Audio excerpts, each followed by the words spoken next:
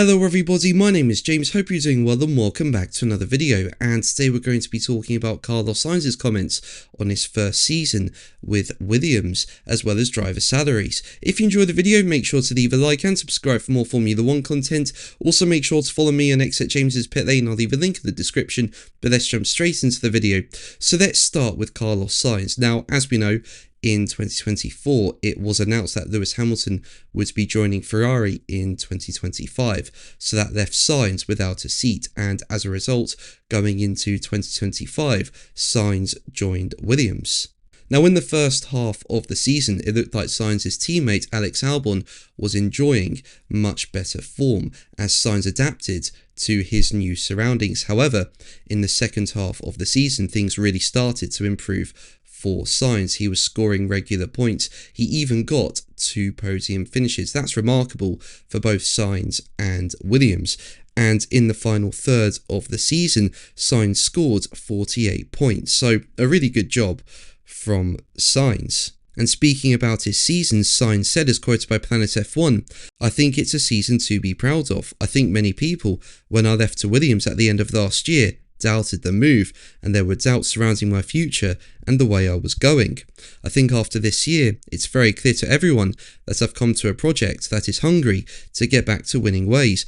I've got back to podium ways earlier than expected. I think earlier than what people and even myself expected. Now, the target is to go back to winning ways, and I think I'm in the right place at the right time to do that." Now, I think for Williams, they've had an exceptional year in 2025. You know, they said at the start of the season their focus was on 2026 when the new rules come into play. However, come the end of 2025, they finished P5 in the constructors. That's outstanding, I think. You look at 2024, they were one of the slowest cars on the grid. They finished P9 in the constructors, and to say you're focused on 2026 at the start of 2025 and to still finish 5th in the constructors this year, that's remarkable, and I really do think Williams can have a competitive car in 2026. What do you think? Let me know in the comments below.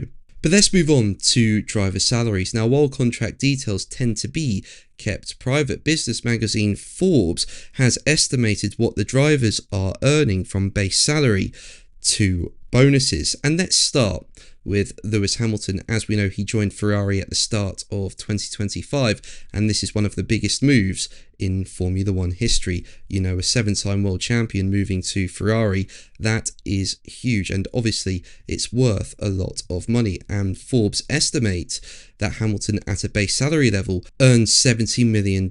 However, it's not the season Hamilton would have wanted with Ferrari. For starters, the car was not great in 2025. Ferrari finished P4 in the constructors, and as for Hamilton, there were some good results, such as his sprint win in China, but there were tough results as well. And during the season, Hamilton did not get a Grand Prix podium, the first time that's happened in his Formula 1 career. And come the end of the season, Hamilton was 86 points of his teammate Charles Leclerc in the standings. And Forbes estimated that when it came to bonuses, Hamilton earned $500,000. So as a result, throughout the year, Forbes estimates that Hamilton earned $70.5 million. Now, when you look at Max Verstappen, Forbes estimates his base salary is $65 million, so lower than Hamilton's $70 million. However, as we know, Verstappen had an incredible 2025. Yes, at the summer break, he was over 100 points behind in the standings, but come the end of the season, he was just 2 points behind in the standings. I mean, what a turnaround. That is just absolutely incredible.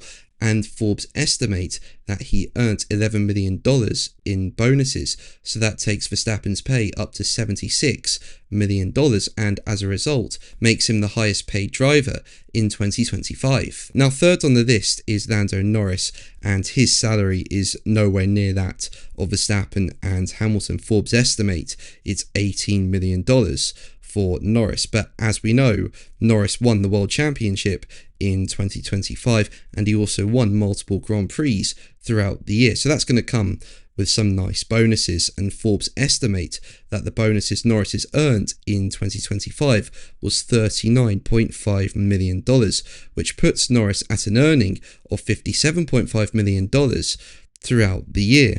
Now, fourth on the list is his teammate Oscar Piastri, who's estimated to have earned $37.5 million throughout the year.